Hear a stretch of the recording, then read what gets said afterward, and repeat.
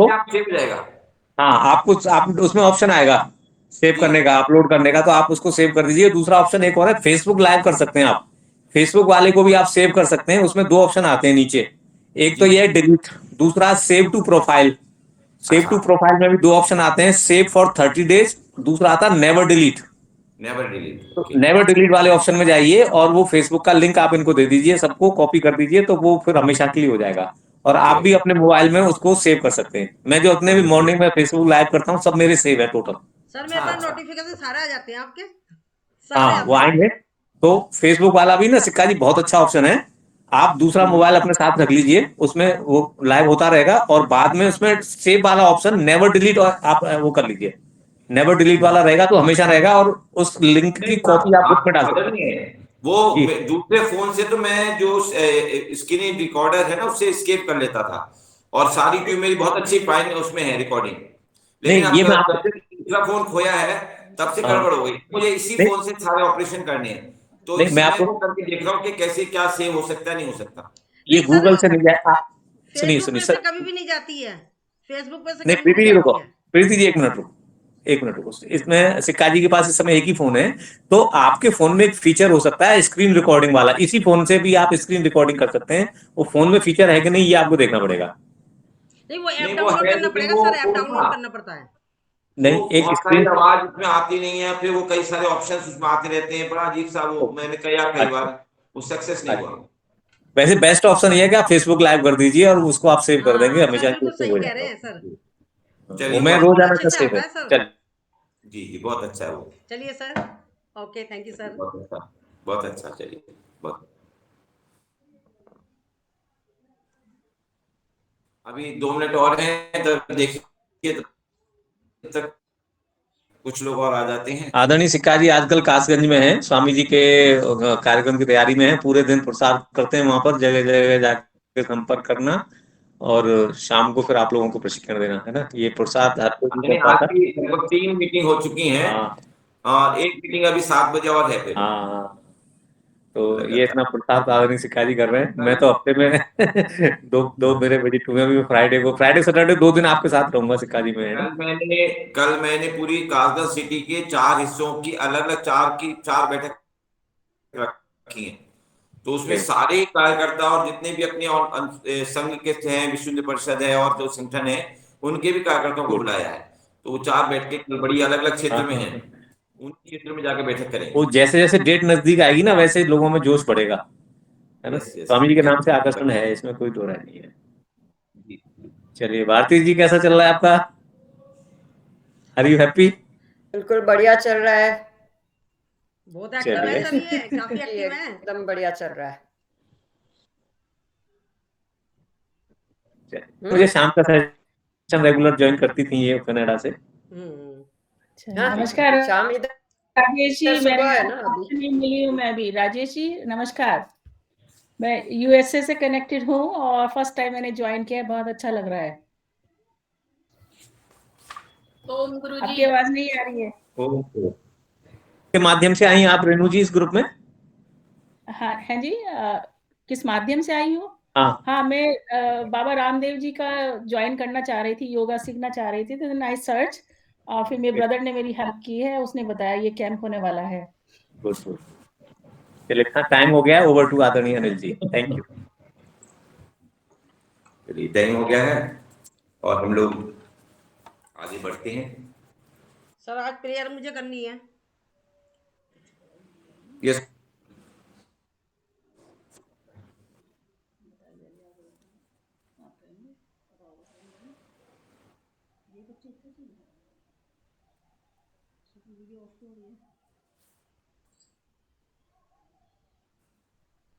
प्रीति जी आप अपना आवाज बंद करें प्लीज। चलिए एक बार हम लोग सेव कर वो कमर्सी जी का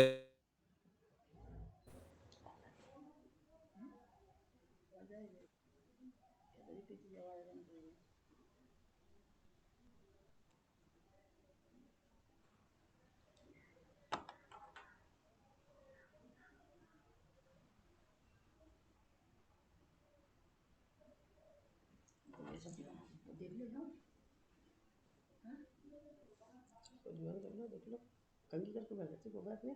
सबसे पहले उद्गीत प्राणायाम ओम की ध्वनि एक बार, और उसके बाद फिर गायत्री मंत्र, महामृत्युंजय मंत्र, संतन मंत्र और कल्याण। सर आज आंटी जी को कराना है, प्रीति आंटी जी को। बीटू ठीक नहीं आ रहा है? नहीं सर, प्रीति आंटी जी को कराने हैं मंत्रों के उच्चारण। अच्छा चलिए कराइए।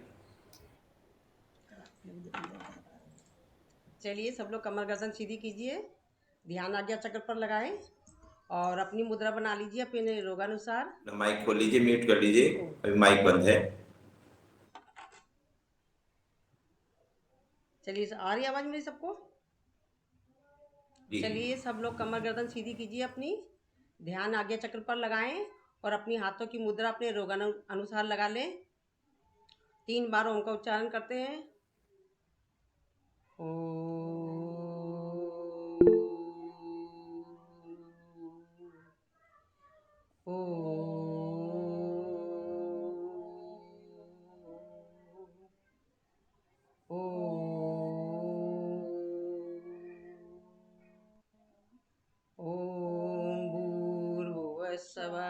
तस्य वितुर्वरेण्यं भर्गो देवस्य धीमहि धियो यो न प्रचोदयात्। ॐ त्र्यम्बकं यजामहे सुगन्धिं पुष्टिवर्धनम् उर्वारुकमिव वन्दनात् मृत्योर्मुक्तियमामृताम्। अस्तो मा सद्गम्य तमसो मा ज्योतिर्गम्य मृत्योर्मामृतगम्य। सर्वे भवन्तु सुखिनः, सर्वे सन्तु निरामय, सर्वे भद्राणि पश्यन्तु मा कश्चित् दुःखभाग् भवेत्। ओम शांति शांति शांति। Thank you sir. Over to sir please.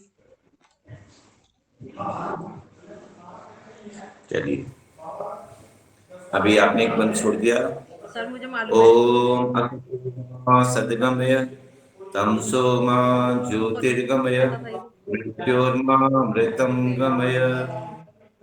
योगे निचितस्य पदेन वाचां मलं शरीरस्य च वैदिकेन योपाकरोक्तं प्रवरं मुनीनां पतञ्जलिं प्राञ्जलिरान्तु अस्मि, पतञ्जलिं प्राञ्जलिरान्तु अस्मि।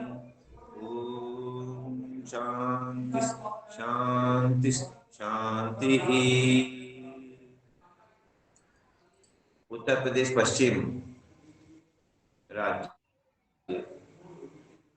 पतंजलि योगपीठ हरिद्वार के तत्वाधान में विगत 3 वर्षों से ऑनलाइन सहयोग प्रशिक्षण शिविर चला रहा है। इन 1 मासीय प्रशिक्षण शिविरों के क्रम में आज सायंकालीन के भौतिक सत्र में आपका हार्दिक अभिनंदन है। सत्र के प्रथम भाग में जहां आयुर्वेद का अध्ययन करेंगे, वहीं द्वितीय भाग में हम योग दर्शन को आज पढ़ने वाले हैं। और योग दर्शन आयुर्वेद में हमने अभी तक आयुर्वेद क्या है, आयुर्वेद का परिचय क्या है, आयुर्वेद का विस्तार कहां तक है, आयुर्वेद की विशेषताएं क्या हैं, आयुर्वेद का पंच महाभूत क्या है, और साथ में त्रिदोष सिद्धांत क्या है, अष्टांग आयुर्वेद क्या है, इसके अतिरिक्त पंच महाभूत और त्रिदोष सिद्धांत का आपस में संबंध क्या है। त्रिदोष सिद्धांत में हमने वात पित्त कफ के बारे में भी विस्तार से थोड़ा जाना है। और आज कल हमने जाना था कि स्वास्थ्य के हमारे जो 3 मूल उपस्तंभ हैं वो क्या है। वो हमने आहार, निद्रा और ब्रह्मचर्य के बारे में भी कल जाना, और आज हम जानेंगे ऋतुचर्या के बारे में। जितना महत्वपूर्ण हमारे लिए आहार का ग्रहण करना, निद्रा का ग्रहण करना और ब्रह्मचर्य व्रत का पालन करना है, अपने लक्ष्य के प्रति एकाग्रचित्त होकर के हमें सतत साधना में रहना है। ऐसे ही ऋतुचर्या भी हमारे जीवन में बहुत महत्वपूर्ण है। हमें विभिन्न प्रकार की ऋतुओं में किस प्रकार का व्यवहार करना है, इसको जानना बहुत आवश्यक हो जाता है। नहीं अभी बंद क्योंकि हमारे शरीर पर खान पान के अतिरिक्त ऋतुओं का भी बहुत प्रभाव पड़ता है, क्योंकि एक ऋतु में कभी कोई एक दोष बढ़ जाता है तो दूसरी ऋतु में वो भी दोष कम हो जाता है। कभी हमारे शरीर में वात बढ़ जाता है तो कभी पित्त बढ़ जाता है। इसी प्रकार से दिन के अलग अलग पहर में, एक पहर जिसको 3 घंटे का लगभग माना गया है, उसमें भी हमारे शरीर में वात पित्त कफ की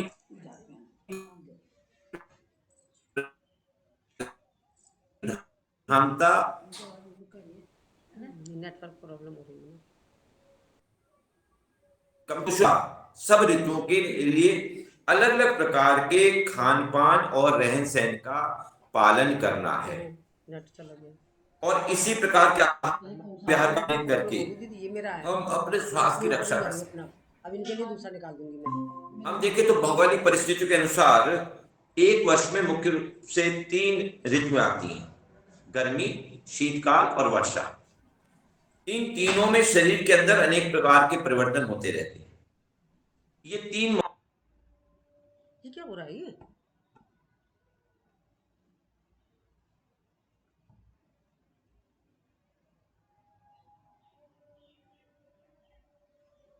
सागर से कहना चाहिए नेटवर्क प्रॉब्लम चल रही है। चैत्र और बैसाख इसमें बसंत होता है, ज्येष्ठ और आषाढ़ इसमें ग्रीष्म ऋतु होती है,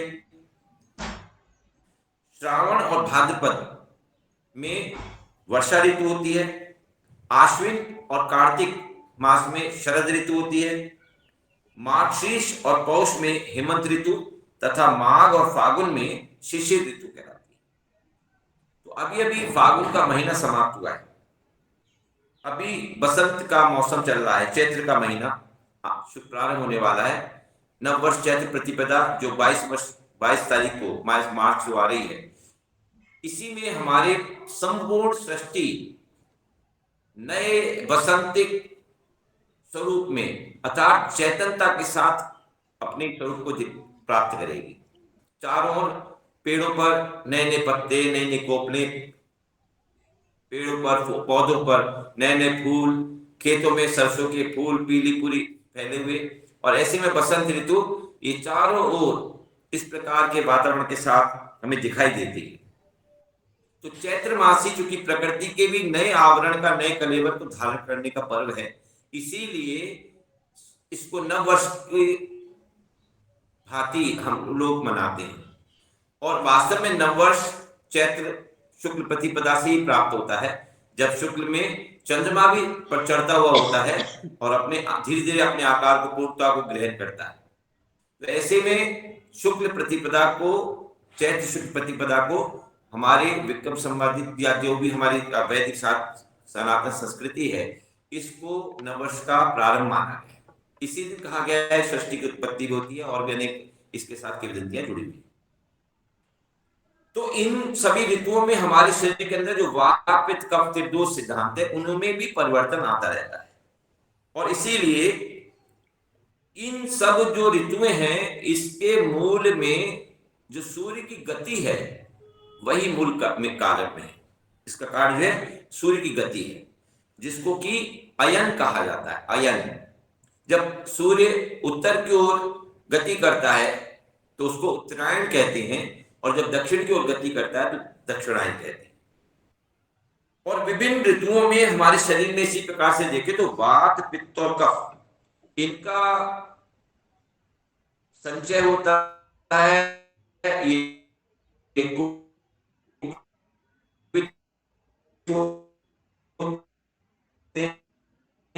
और प्रकोपित होने के बाद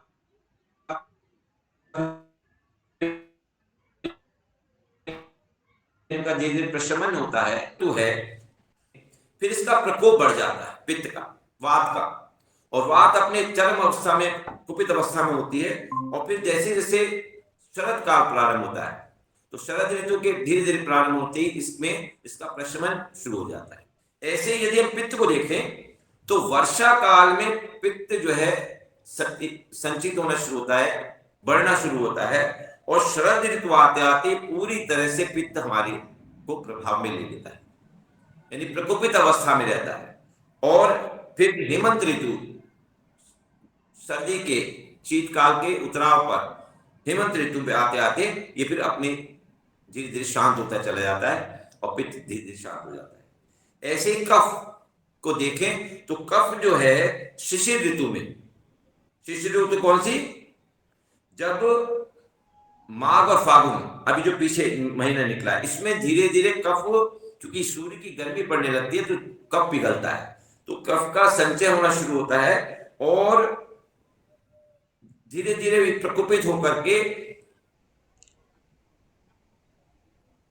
गर्मी से पहले पहले ये जो है अपना पूरा प्रकोप दिखाता है और आपको कफ से संबंधित अनेक प्रकार के रोग भी शरीर में दिखाई देते हैं। ऐसे ही धीरे धीरे हम देखें तो जब ग्रीष्म काल प्रारंभ होता है तो ग्रीष्म काल में फिर ये जो कफ है ये पूरी तरह समाप्त हो जाता है, क्योंकि सूर्य की गर्मी भी तीव्र हो जाती है, वातावरण में नमी कम हो जाती है, रुक्षता बढ़ जाती है, तो ये कफ भी धीरे धीरे शांत हो जाता है। तो इस प्रकार से हम देखें कि उत्तरायण और दक्षिणायन, तो उत्तरायण शब्द से इन दो शब्दों से बना है, इसका भाव है कि सूर्य की गति उत्तर की होना और दक्षिणायन में सूर्य की गति दक्षिण की होना। तो अपने सूर्य की तेज गर्मी से जो वातावरण में नमी का कम होना या बढ़ जाना, हवाओं का तीव्र गति से चलना, जल का वाष्प के रूप में ऊपर उठना, उनका फिर ठंडा होकर के वर्षा के रूप में वापस बरसना, ये सूर्य की ही गति के कारण से होता है।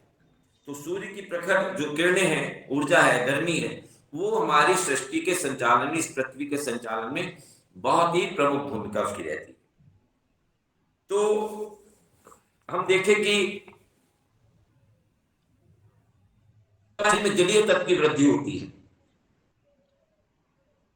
तो इसे विसर्ग काल कहते हैं, क्योंकि जैसे सूर्य दक्षिणायन में जाता है तो सूर्य की ताप कम होने लगता है, तो हमारे शरीर में जल की वृद्धि होने लगती है, और जैसे जैसे सूर्य उत्तरायण की ओर जाता है सूर्य की गर्मी बढ़ती चली जाती है, तो हमारे शरीर में नमी की भी कमी होने लगती है। तो इसी प्रकार से अंदर जो वात पित्त कफ के दोष है वो भी उससे प्रभावित होते हैं।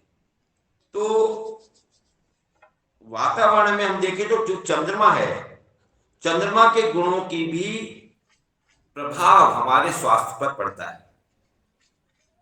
जब वातावरण में चंद्रमा की जो सौम्य गुण हैं उनका जब ताप कम हो जाता है चंद्रमा का, तो हवाओं, बादलों और वर्षा में भी थोड़ी ठंडक आ जाती है। तो रात्रि में चंद्रमा में हल्की सी ठंडक रहती है, दिन में गर्मी रहती है। तो ये सब जगह चंद्रमा की शीतलता जब रहती है तो वातावरण में शीतलता के कारण औषधियों में, खाद्य पदार्थों में भी जलीय अंश बढ़ जाता है और उसमें भी स्निग्धता, चिकनाई बढ़ जाती है।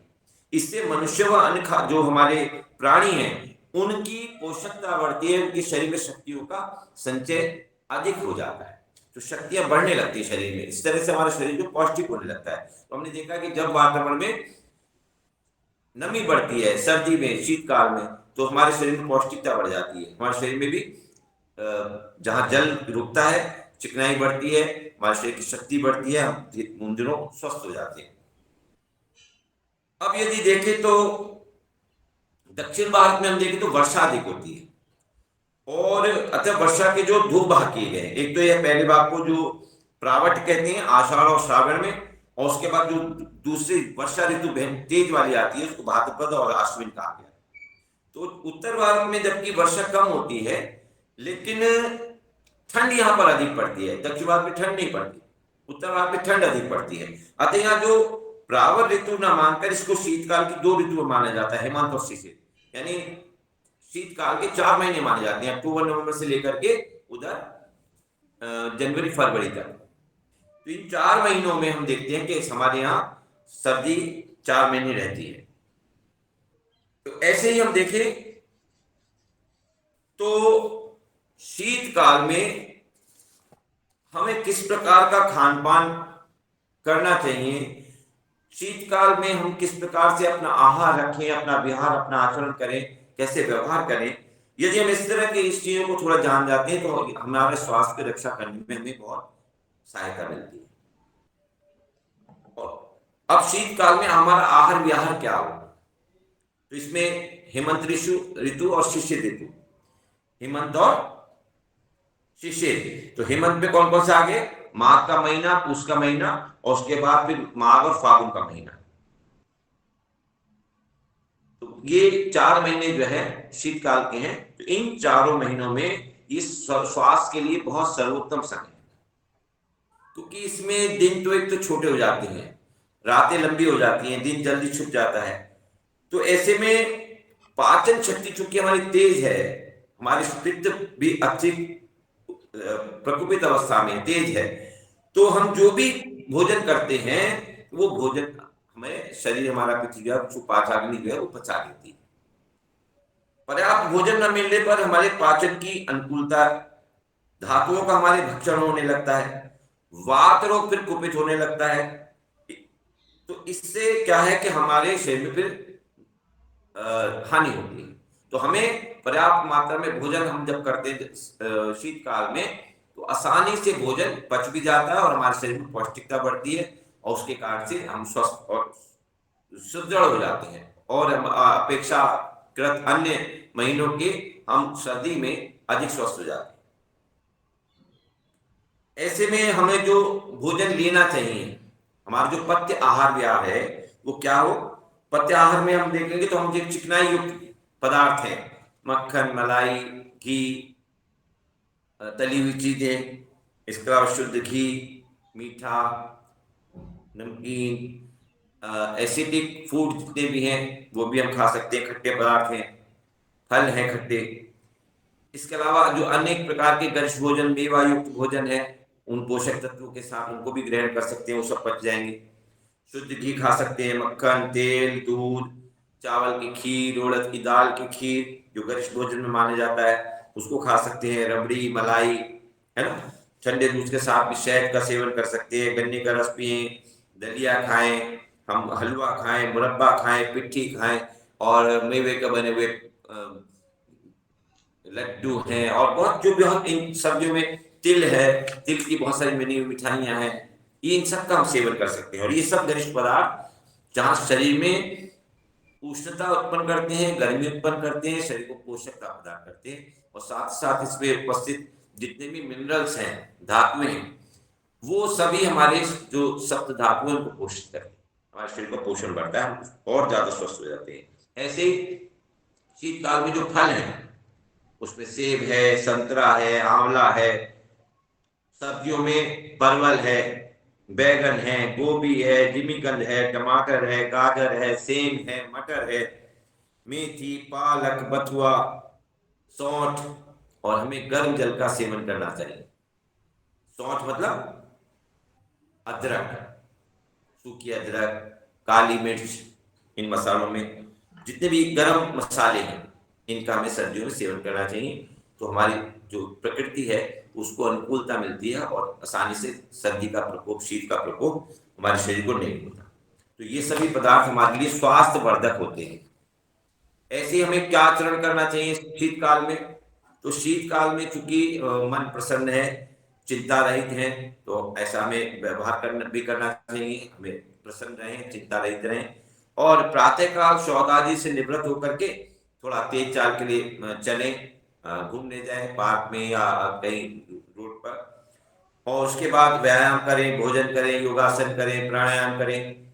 उसके बाद फिर तेल मालिश करके बॉडी में फिर हम अपने शरीर का रूखापन जो है, क्योंकि हवा ठंडी होती है तो शरीर में चिकनाई कम हो जाती है, चिकनाई जितनी है अब्जॉर्ब हो रही है बाहर से, शरीर की ठंडी हवा स्किन को रूखा करती है, तो उससे हम तेल की मालिश करें। इससे फोड़े फुंसियां जो स्किन की डेड स्किन है वो भी सेल्स सफाई होती है उनकी, और शरीर पर यदि कोई फोड़े फुंसी हैं तो फोड़े फुंसियां भी समाप्त होती हैं। इसके अतिरिक्त तेल में कपूर मिला करके हम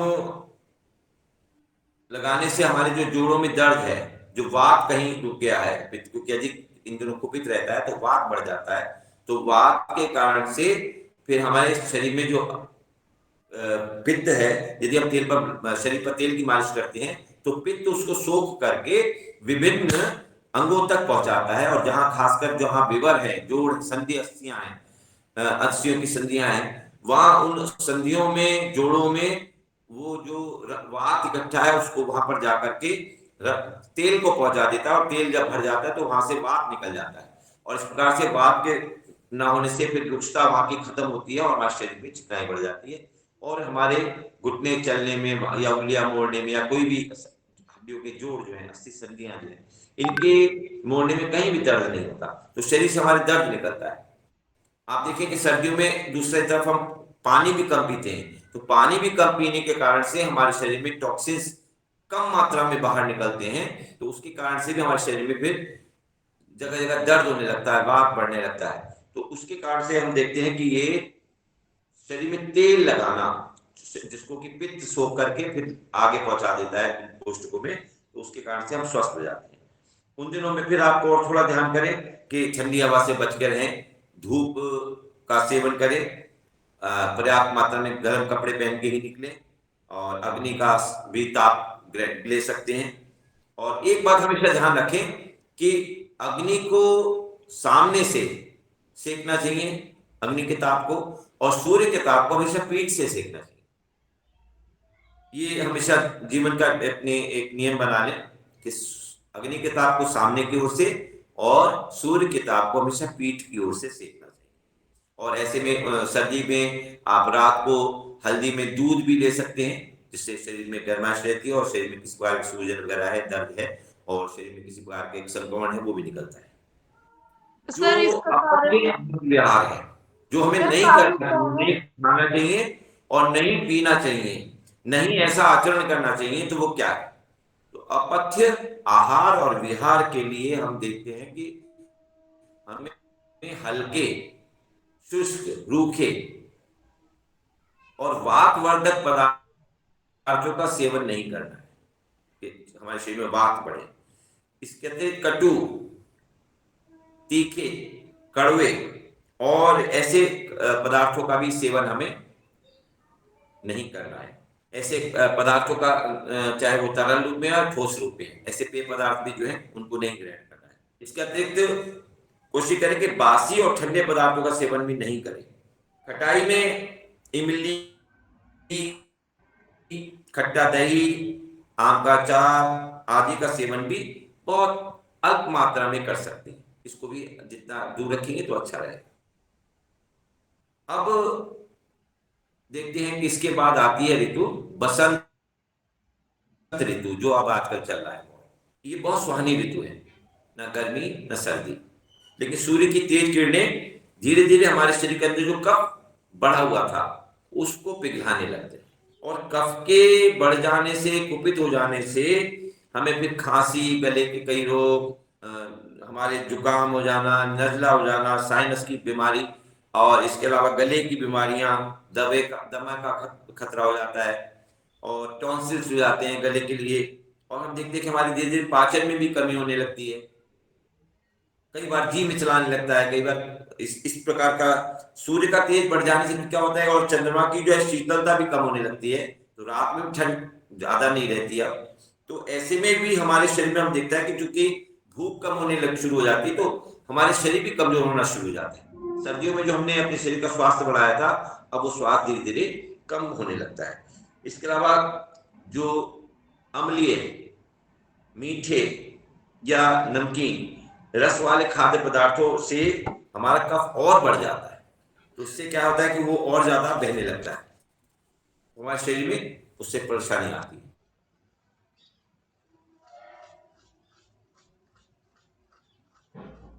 तो यदि देखें तो ऐसे में हमें करना क्या है इन दिनों में, कि आपने देखा कि होली आई फागुन के महीने में, अभी होली गई है 15 दिन पहले, तो उसमें उसके 15 दिन बाद ही नया वर्ष प्रारंभ हो जाता है, चैत्र शुक्ल प्रतिपदा। तो हमें एक तो उसके होली के बाद एक बसौड़े का एक त्योहार आता है भारत में, जिसके बाद हम उस दिन बसौड़ा खाना बासी बना करके ले जाते हैं, भगवान को भोग लगाते हैं, देवी को, और उसके बाद खाने को करते हैं। तो उसका प्रतीक यह है कि आज लास्ट दिन है, आखिरी दिन है, आज के बाद हमें बासी भोजन नहीं करना है। अब तक हमने सर्दी में भोजन खराब नहीं हुआ था, लेकिन अब हमें वो समय समाप्त हो गया। अब मौसम में गर्मी बढ़ गई है, तो होली के बाद इसलिए बसोड़ा पूजने के बाद फिर हम बासी भोजन नहीं करें, इसलिए ताजा व सुपाच्य भोजन करें। भोजन बनाने के 2 से 3 घंटे के अंदर हम कोशिश करें कि भोजन खा लें।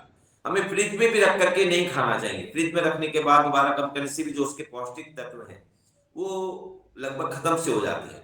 तो हमारे भोजन, इसलिए हम अपने शरीर की शक्ति के संवर्धन के लिए, पौष्टिकता को बढ़ाने के लिए, उसके स्वास्थ्य लाभ के लिए ले रहे हैं, तो उसका कोई अर्थ नहीं रह जाता। इसलिए कोशिश करें कि कम से कम चीजों को गर्म करना पड़े, और यदि ताजा भोजन करते हैं तो उतना ही अधिक हमारे लिए वो लाभकारी होता है, उतना ही अधिक पौष्टिकता प्रदान करता है। तो इसलिए हमें ज्यादा बासी भोजन ना करें। इसके अलावा कटु, तीक्ष्ण और कषाय पदार्थों का सेवन हमारे लिए फिर अब लाभकारी रहता है। तो कषाय पे जैसे आंवला है, इसको आप सेवन कर सकते हैं।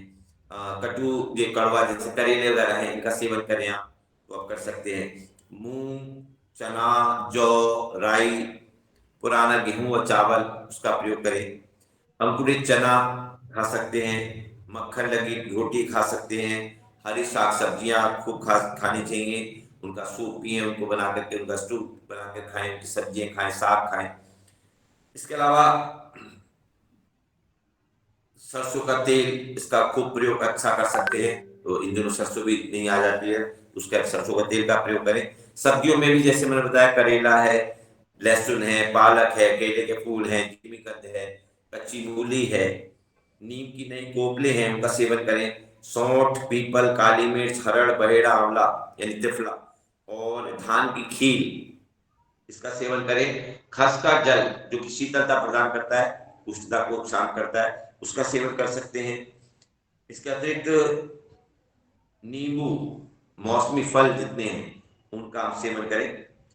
तो अपने इन दिनों में हम जब घर से बाहर निकले तो कोशिश करें कि स्नान के उपरांत अपने शरीर पर किसी भी सुगंधित पदार्थ का लेप अवश्य करके चले, किसी भी इत्र का परफ्यूम जो है वो लगा के निकले, तो आपकी ब्रीदिंग क्लियर रहेगी, आपका मन मस्तिष्क जो है वो प्रफुल्लित प्रसन्नचित मुद्रा में रहेगा, आपको काम करने में अच्छा लगेगा। ऐसे ही जो अपथ्य आहार विहार हमारा होना चाहिए बसंत ऋतु में, तो क्या नहीं करना है हमें बसंत ऋतु में। एक तो भारी चिकनाई युक्त खट्टे, इमली, अमचूर, ये इस तरह की चीजें, आम का अचार, मीठे, ज्यादा मीठा, गुड़ और शक्कर, ये भी कम करना है। और शीत प्रकृति वाले जो ठंडी तासीर है जिनकी, ऐसे खाद्य पदार्थों का सेवन भी हमें अब नहीं करना। नया अनाज, क्योंकि इन दिनों अब हमारा कफ कुपित है, हमें नजला जुकाम भी चल रहा है, तो ऐसे में यदि जरा सा भी आप शीत प्रकृति का कोई चीज लेंगे तो आपका वो कफ और बिगड़ जाएगा।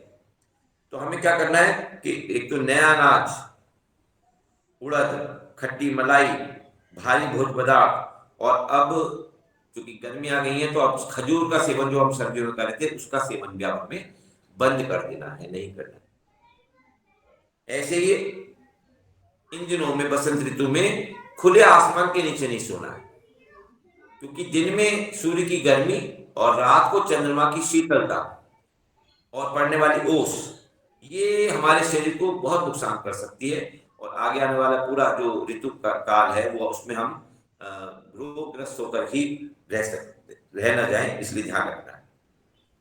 ठंड में रहना और धूप में घूमना ये भी बहुत नुकसान पहुंचाने वाला है, तथा दिन में इन दिनों सोना वो भी बहुत हानिकारक बताया गया है, हमें दिन में बिल्कुल भी नहीं सोना चाहिए। अब बसंत ऋतु बाद जब गर्मी और तेज हो जाएगी तो ग्रीष्म ऋतु जब आई, तो ग्रीष्म ऋतु में हम देखते हैं, तो ग्रीष्म ऋतु में कौन कौन सी हैं? जेठ और आषाढ़ का महीना। जेठ का महीना जो मई जून की गर्मी कहते हैं बहुत तेज तीव्र होती है, जेठ का महीना शुरू हो जाता है मिड मई और हाफ जून, और हाफ जून के बाद फिर हल्का सा दूसरा श्रावण शुरू हो जाता है। उसके बाद भादो, भाद्रपद जिसको बोलते हैं संस्कृत में, भादो का महीना, सावन भादो बोलते हैं ना, बरसात का महीना। तो ऐसे में हम देखते हैं कि अब गर्मी से जितना भी जलीय अंश है वातावरण में, वायु में, यहाँ तक कि पदार्थों में भी, वो सोख लिया जाता है वातावरण द्वारा। तो क्लाइमेट जो है रूखा हो जाता है, पानी से रहित हो जाता है, चिकनाई कम हो जाती है, चीजों में चमक कम हो जाती है, रूखापन बढ़ने लगता है। उसका शरीर पर भी क्या प्रभाव पड़ता है कि हमारी जो सप्त धातुएं हैं, रस, रक्त, मांस, अस्थि, मज्जा, मेद, है ना, ये सप्त धातु भी क्षीण होने लगती हैं, कमजोर होने लगती हैं। और अधिक जल पीने के कारण भी प्यास लगने लगती है। तो हमारी जो आमाशय का, स्टमक का, है ना, स्टमक का जो हमारा जो पाचक रस है, गैस्ट्रिक जूसेस है, वो डाइल्यूट हो जाते हैं, तन्नु हो जाते हैं। और उसके कारण से फिर हमारे शरीर में भी जो वायरस, बैक्टीरिया जिन्हों प्रचुर मात्रा में बहुत तेजी से बढ़ते हैं, वो यदि हमारे शरीर में प्रवेश कर जाते हैं, चाहे एयर के थ्रू या पानी के थ्रू या सॉलिड फूड के थ्रू, तो वो भी बहुत तेजी से बढ़ते हैं और हमें कोई ना कोई बीमारी वायरल या हो जाती है। तो हम कहते हैं कि इन दिनों मौसम बदल रहा है, इसलिए हम बीमार हो गए। तो थोड़ी सी लापरवाही हमारे शरीर में रोग उत्पन्न कर देती है, और इस तरह से वायरस और बैक्टीरिया का, जीवाणु, विषाणु का आक्रमण हमारे शरीर पर बढ़ जाता है। इससे अतिरिक्त उल्टी आना, फूड पॉइजनिंग हो जाना, दस्त लग जाना, अतिसार जिसको बोलते हैं, पेचिस, कोलाइटिस,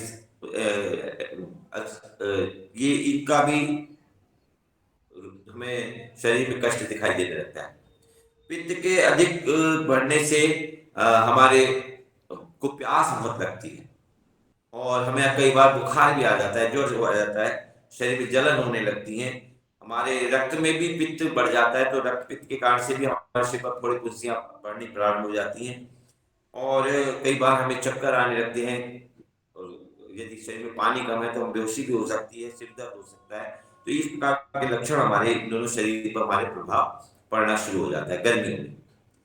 अब हमें क्या ग्रहण करना चाहिए, हमारा पथ्य, आहार विहार क्या हो, इस पर यदि गौर करें तो हमें हल्का, चिकना, मधुर रस वाला, सुपाच्य, शीतल और तरल पदार्थों का सेवन अधिक करना।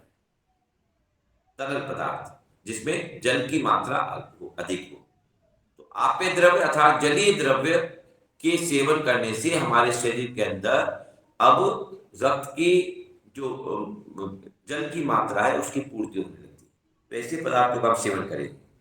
इसके अतिरिक्त जल आपको उसको ठंडा करके पिए, और ठंडा करके पीने का मतलब फ्रिज का बिल्कुल नहीं पिए। फ्रिज में रखा हुआ बिल्कुल पानी नहीं पीना चाहिए। हमें इतना ठंडा केवल पीना है जितना कि घड़े में रख करके ठंडा किया जा सकता है। तो भीषण गर्मी में भी आपको केवल फ्रिज में रखा हुआ ठंडा जितना जल होता है इतने जल का सेवन कर सकते हैं।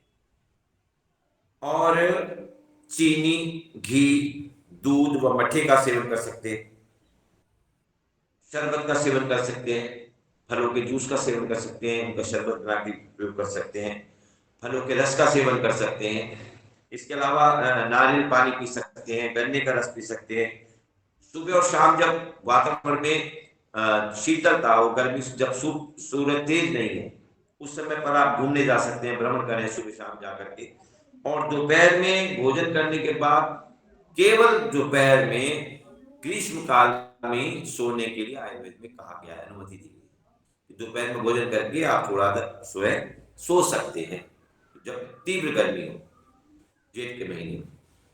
तो ऐसे में आप सो करके जब थोड़ा ठंडा हो जाए तभी आप बाहर निकले, और ऐसा भोजन करें जो हल्का हो, सुपाच्य हो, क्योंकि जल की मात्रा चूंकि हमारे शरीर में ज्यादा पी रहे हैं, तो जितने हमारे रस डाइल्यूट है तो वो इतनी प्रॉपर फंक्शनिंग नहीं कर पाते, इसलिए हम कई बार हमें पेट खराब होने का डर रहता है, तो वो पाचक भी उनका नहीं होता, तो शरीर में फिर मल सड़ता है, और सड़ने से कई प्रकार की गैस बनना, हमारे वात शरीर में बढ़ जाना, ये सब प्रक्रिया फिर शुरू हो जाती है। अब हमें अपथ्य आहार विहार क्या हो हमारा। अपथ्य मतलब जिसको हमें नहीं खाना है और नहीं व्यवहार करना है ग्रीष्म ऋतु में। तो हमें उष्ण प्रकृति के जितने भी पदार्थ हैं, गर्म प्रकृति के उष्ण, उनका सेवन नहीं करना।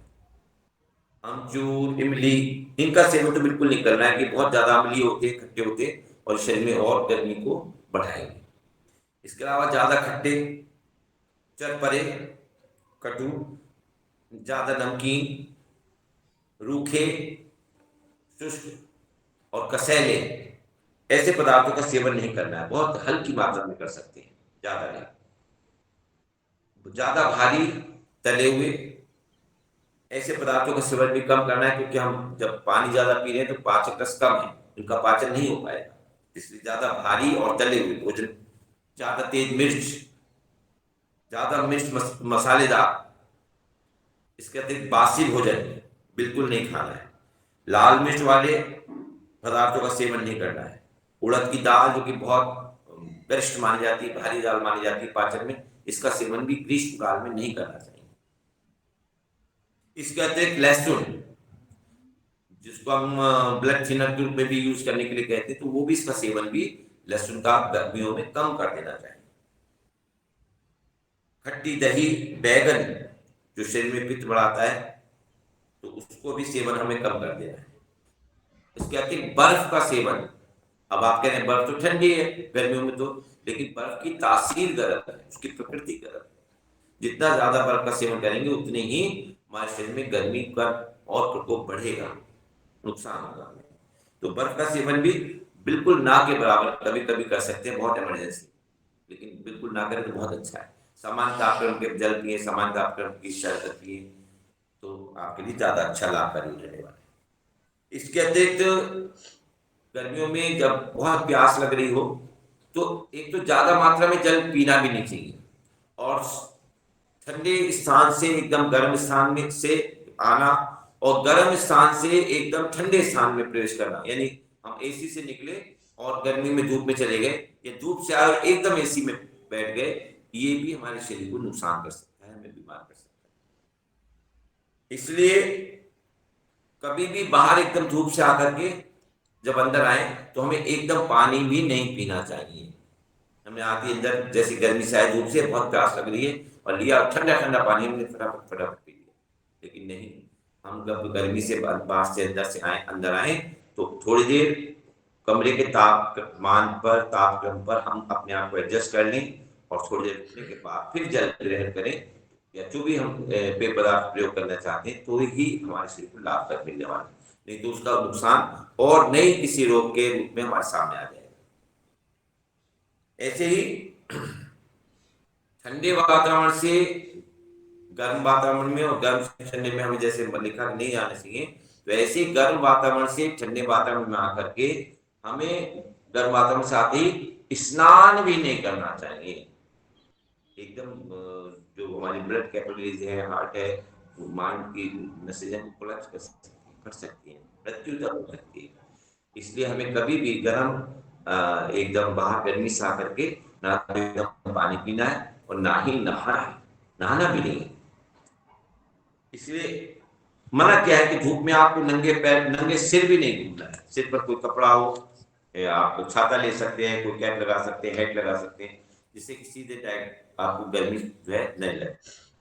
तो इस प्रकार से आप देखते हैं, इस प्रकार से व्यवहार करने पर आप गर्मी की इस ऋतु को जो आपकी कष्ट कर रही थी, तो ये आपको ज्यादा नुकसान नहीं पहुंचाता। ऐसे ही गर्मियों में बिना पानी पिए खाली पेट हमें धूप में नहीं घूमना चाहिए। खाली पेट बिना भोजन किए भी धूप में ज्यादा देर नहीं रहना चाहिए, हमें बेहोशी आ सकती है, हम चक्कर खा के गिर सकते हैं। तो ज्यादा देर गर्मियों में भूखे रहना और प्यासे रहना भी बिल्कुल मना है। अब ऋतु अगली आती है वर्षा ऋतु। तो वर्षा ऋतु में हमारा आहार विहार कैसा? अब चूंकि वातावरण में सूर्य की गर्मी भी है और वर्षा का जल भी है, तो कभी ठंड कभी गर्मी और साथ में हवा में नमी, तो ये सब चीजें होने के कारण से जो जल में, जहां गड्ढों में जल भरने लगा है, वहां पर मक्खी और मच्छर बहुत तेजी से पैदा होना शुरू हो जाते हैं। कीट पतंगे, कीड़े मकोड़े खूब बहुत भरपार वर्षा ऋतु में आपने देखा कि पैदा होते हैं। कभी कभी एकदम तेज गर्मी हो जाना, फिर रात में कभी ठंड हो जाना, ये अब शुरू हो जाता है। तो शरीर में, वातावरण में कभी एकदम ठंड हो जाती है, कभी गर्मी हो जाती है, यानी दोनों ऋतुएं उस समय से चलती हैं। तो उसका शरीर पर क्या प्रभाव पड़ता है? तो हमारी जो पाचन शक्ति है वो दुर्बल हो जाती है, क्योंकि वो अभी पूरे गर्मी में जब पानी ज्यादा पी रहे थे तो वीक चल रही थी, तो अभी भी वो वीक है चूंकि, तो वर्षा में फिर अब नमी से हमारा जो वात दोष है वो कुपित होने शुरू हो जाता है, तो हमारे शरीर में दर्द बढ़ने शुरू हो जाते हैं। एक पित्त पहले से ही बढ़ा हुआ था ग्रीष्म काल में, अब थोड़ा वात भी कुपित होना शुरू हो गया, तो वात पित्त दोनों कुपित होने से हमारे शरीर में इससे संबंधित रोग दिखाई देने शुरू हो जाते हैं। कभी नमी और कभी सूरज की गर्मी, उससे हमारा पित्त दोष फिर जमा होने लगता है, और हमें मच्छर मक्खी के काट से मलेरिया, फाइलेरिया, जुकाम, दस्त, पेचिश, हैजा, आंतों की बीमारी कोलाइटिस वगैरह, पेचिश जिससे दस्त है, गठिया, वात बढ़ जाएगा, बढ़ने से फिर हमारे जोड़ों में दर्द शुरू हो जाता है, गठिया की बीमारी का उसकी हमें आने लगती है। बीपी हमारा वो बढ़ने लग जाता है, हाई ब्लड प्रेशर होने लगता है, उच्च रक्तचाप बढ़ जाता है। ऐसे हमारे स्किन पर भी थोड़े फुंसियां वो हमारे दिखाई देने लगती हैं, और वर्षा में वो फिर और ज्यादा तेज हो जाती है, ज्यादा बढ़ जाती है। इसी तरह से नमी के कारण से हमारे बगल में जितने भी जोड़ हैं उनमें फिर दाग वगैरह हो जाना और खुजली आदि हो जाना, ये भी सामान्य उन दिनों दिखाई देने लगता। अब हमें वर्षा ऋतु में क्या खान पान रखना चाहिए? तो वर्षा ऋतु में एक तो वात को शांत रखने वाले पदार्थों का सेवन करना है, हमारे लिए लाभकारी रहता है। दूसरा, पुराना अनाज ही हम सेवन करें गर्मियों में, जो अभी नया अनाज आया था, जो हमने गेहूं नया था या जो भी अनाज हमारे पास नया रखा है उसका सेवन बिल्कुल ना करें, और पुराने अनाज का सेवन करें। खिचड़ी, दही, मट्ठा, जो इस तरह फूड है उनको सेवन करें। जो हल्के जल्दी पचने वाले पदार्थ हैं, भोज्य पदार्थ हैं, उनका सेवन करें। मूंग है, अरहर की दाल है, इनका सेवन हम कर सकते हैं। सब्जियों में भी लौकी, तुरई, है ना, इस प्रकार के भिंडी, टमाटर, पुदीना, सब्जियों के सूप बना करके पी सकते हैं। जो फल इन दिनों आते हैं, फलों में सेब है, पपीता है, आप केला है, अनार है, नाशपाती है, ये जामुन है, उन दिनों जामुन में आने लगता है, तो वो भी बहुत लाभकारी है, डायबिटीज होता है निश्चित के वैसे भी बहुत लाभकारी होता है। और पके आम खाएं, कच्चे आम ना खाएं, पके हुए आम खा सकते हैं, पके आम का सेवन करें।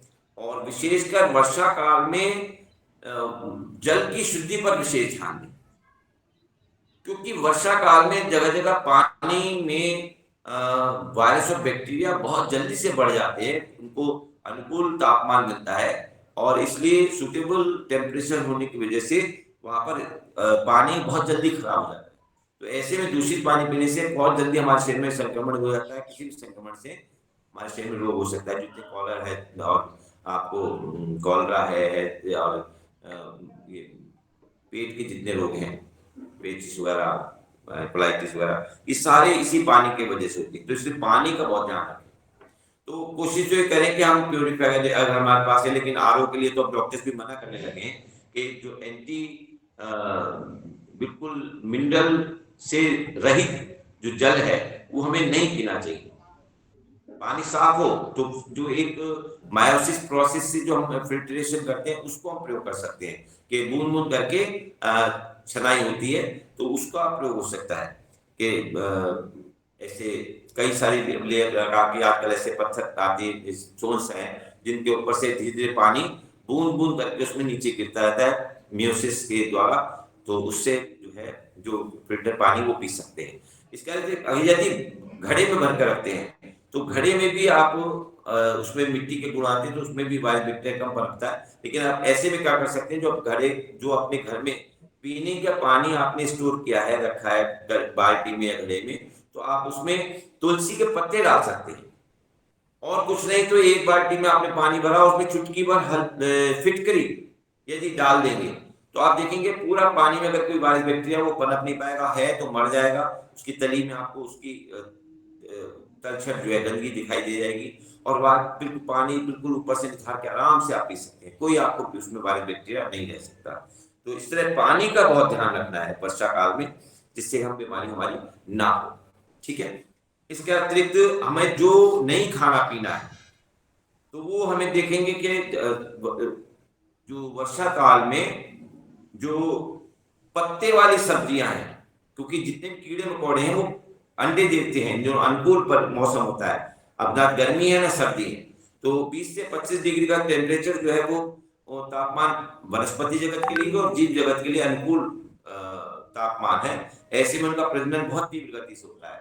उन जहाँ वनस्पति जगत भी हरियाली से भरा हुआ होता है, खूब पत्ते होते हैं, तो वहीं पर कीड़े पतंगे भी अपने खूब अंडे और छोटी संतति को उत्पन्न करते हैं। और उसके कारण से यदि अंडे हमारे पत्तों में या किसी जगह लगे हुए हैं, तो हरी पत्तों वाली सब्जियां हम कोशिश करें कि इन दिनों में न खाएं तो उसको बहुत अच्छे से सफाई करने के बाद ही खाएं। तो इसीलिए नहीं तो पेट के रोग होने का सबसे ज्यादा खतरा फिर उन दिनों बढ़ जाता है।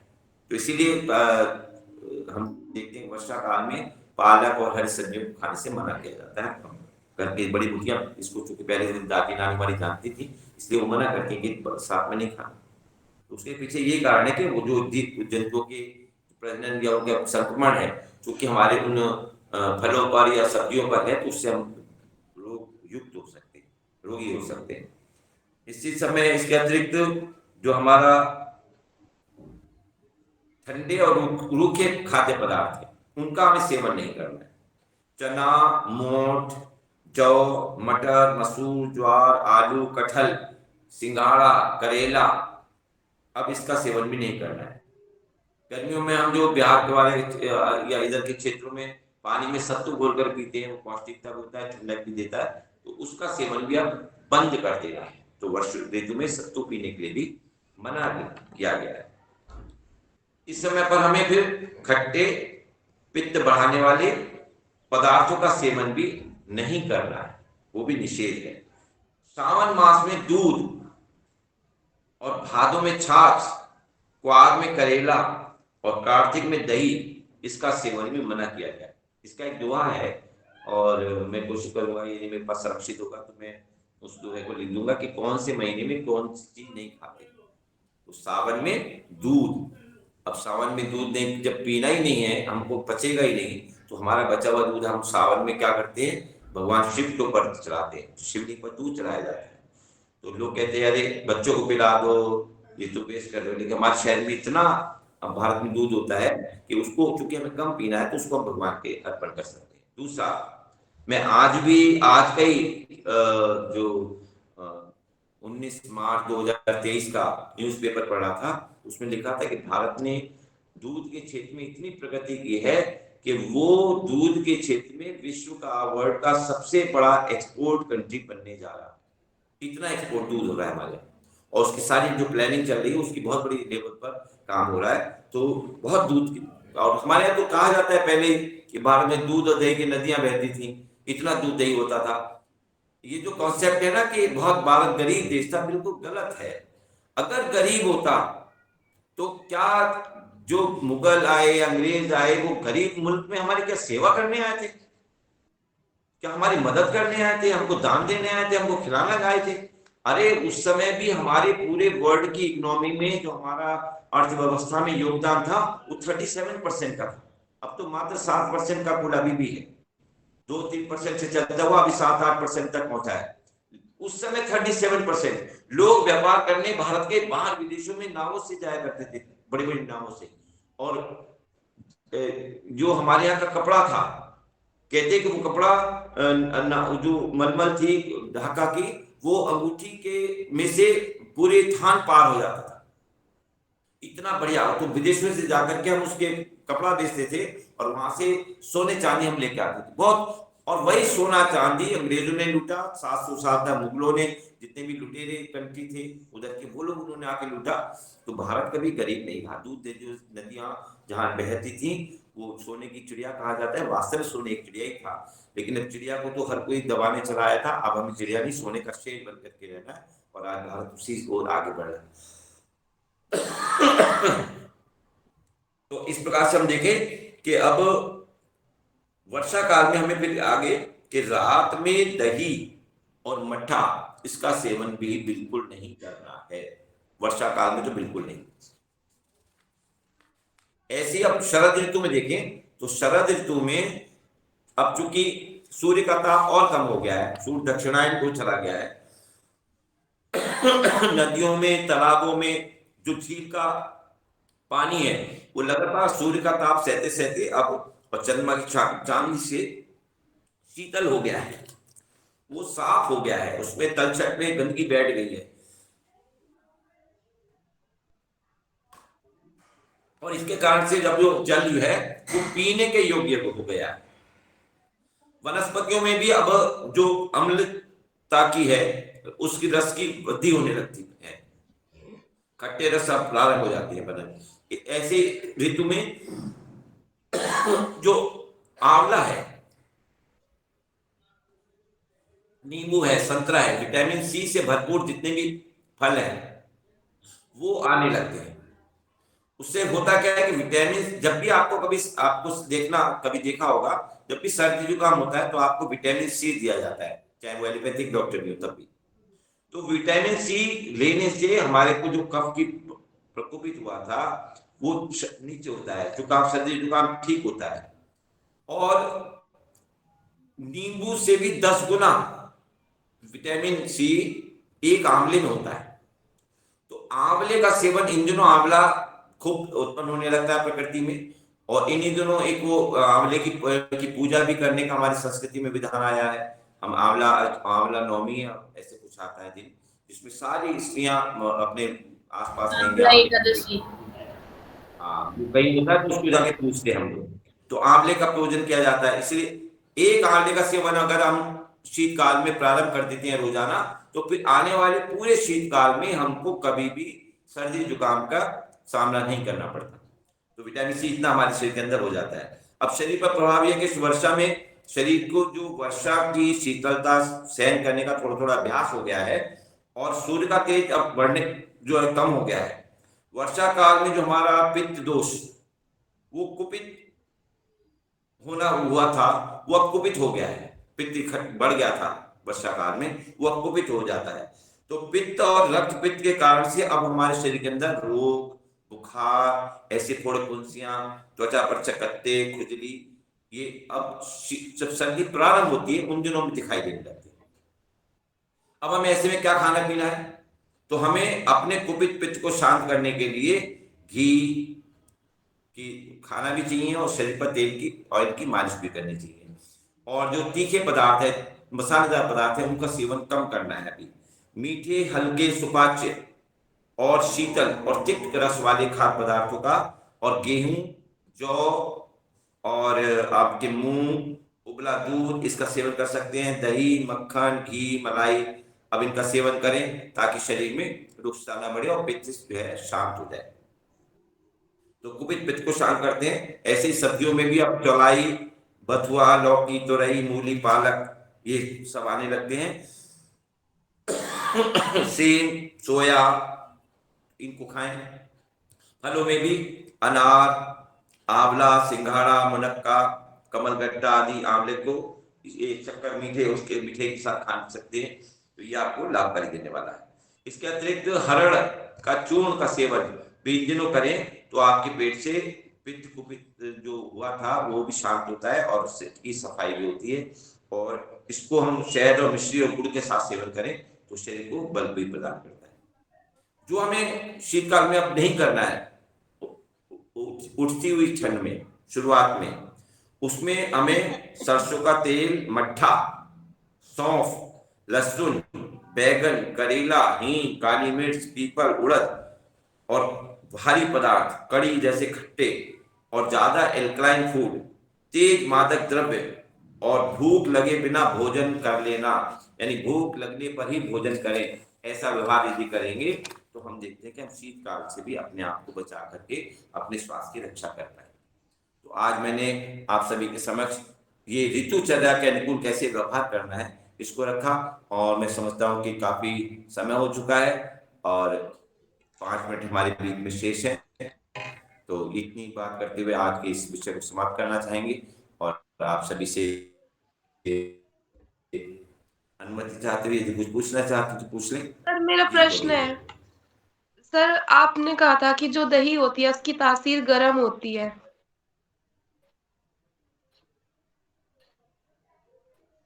जी, सेवन नहीं करना चाहिए, तो फिर सर कैसे रात्रि में? रात्रि तो सर में रात्रि में तो जो ठंडे पदार्थ होते हैं उनका सेवन करने से मना। नहीं गर्म पदार्थ है ना, तो उसमें उस समय एक तो रात्रि में वैसे ही दही के सेवन को मना किया जाता है, और चूंकि वर्षा काल में पित्त हमारा बढ़ गया है, कुपित हो गया है, अगर हम फिर गर्म चीज ऊपर से खा लेंगे तो वो और बढ़ेगा, तो हम उन दिनों छाछ पी सकते हैं वर्षा काल में। हमें दही का सेवन नहीं करना है। दही हमें फिर जाड़ों में खाना है। जाड़ों में दही आप पराठा खाइए सुबह नाश्ते में, दही के साथ पराठा खाइए, वो आपको लाभ करेगा। तो फिर सर जाड़ों में हम आइसक्रीम भी खा सकते हैं क्योंकि इसकी तासीर गर्म होती एक बात और, अभी शायद ग्रुप में किसी में मैं अभी देख रहा था, शायद अपने में किसी में, दही में वायरस और बैक्टीरिया पनपाए जाते हैं। दूध में, जब दूध में हम उनको डाल देते हैं ना, थोड़ा सा जामन लगाते हैं, थोड़े से डालते हैं और उसका एक टेम्परेचर मेंटेन करते हैं 20 से 25 डिग्री वाला,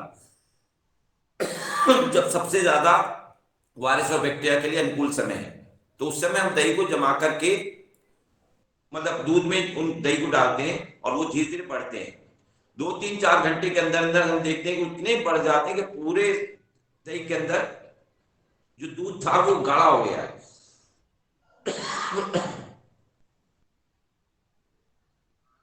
गाढ़ा क्यों हो गया है? क्योंकि उसके अंदर वायरस और बैक्टीरिया पूरी तरह भर गए। उसको माइक्रोस्कोप में देखा गया तो देखा कि केवल उसमें जो बैक्टीरिया है वो केवल घूम रहे हैं बैक्टीरिया और कुछ नहीं है उसके अलावा। तो वो लेकिन हमारे शरीर के लिए बहुत अच्छे होते हैं, हमारे पूरे इंटेस्टाइन की और आप पूरे स्टमक को उसकी सूदिंग इफेक्ट देते हैं और लाभकारी हैं। अब क्या करते हैं कि हम दही में कई बार नमक डाल देते हैं। नहीं, दही अपनी कटोरी नहीं, अगर हमने दही एक पूरी बाल्टी भर के भी रखा है ना और एक चुटकी नमक डाल देंगे तो जितने बैक्टीरिया होते हैं वो एकदम मर जाते हैं। फिर वो जो उसको अपने एक बेनिफिशियल उसका रोल था हमारी बॉडी के अंदर वो खत्म हो जाता है। एक तरह से हम फिर उनकी लाशें खाते हैं और कुछ नहीं है। तो और अगर उसको सर मीठा डालना, तो इसलिए कभी भी कोशिश करें दही में नमक ना डालें। हम लोग क्या करते हैं, रायता घर में बनाते हैं, उसको नमकीन कर देते हैं, नमक नहीं डालना चाहिए। केवल नमक, ऐसी मट्ठे में भी हम नमक ना डालें, फीका मट्ठा पिए, मीठा पी सकते हैं लेकिन नमक नहीं। नमक डालने से उसके जो गुण हैं वो खत्म हो जाते हैं और उसका फायदा नहीं मिलता, हमको लाभ नहीं मिलता। तो इसलिए मीठा डाल सकते हैं सर, मीठा है दही के अंदर और मट्ठा में मीठा डाल सकते हैं। दही मीठा में इसीलिए हमेशा जब मीठा डालते हैं तो उसके वायरस और बैक्टीरिया और तेजी से बढ़ते हैं, दुगने हो जाते हैं, तो वो हमारे लिए लाभकारी है। हम उसमें शक्कर डालें, बूरा डालें, गुड़ डालें, कुछ भी डालें, मीठा डाल के हम खा सकते हैं। तो दही को हमेशा मीठा ही खाना चाहिए। अगर मीठा खाना मना है तो आप फीका खाएं, नमक ना डालें। नमक केवल कुछ ऐसे, जब पेट हमारा बहुत बीमार हो जाता है, कुछ बीमारी में हम मट्ठे में बना करके उसमें नमक और काली मिर्च और जीरा डाल करके देते हैं, तो वो उपचार की दृष्टि से देते हैं, रोग को ठीक करने के लिए। लेकिन सामान्य अवस्था में अगर हमें शरीर के लिए पोषण के लिए दही खा रहे हैं तो कभी भी नमक डाल के ना खाएं। रायते में भी आप फीका खाइए, चाहे फ्रूट हो या कोई भी रायता हो, वो फीका खाइए, उसमें नमक डालिए। चलिए, बहुत अच्छा, समय पूरा हो गया है और मैं आमंत्रित करूंगा विनोद जी को, वह आए और अपने अगले विषय के साथ सभी को आशीर्वाद दें। ओम मादनी जी, आदरणीय, धन्यवाद।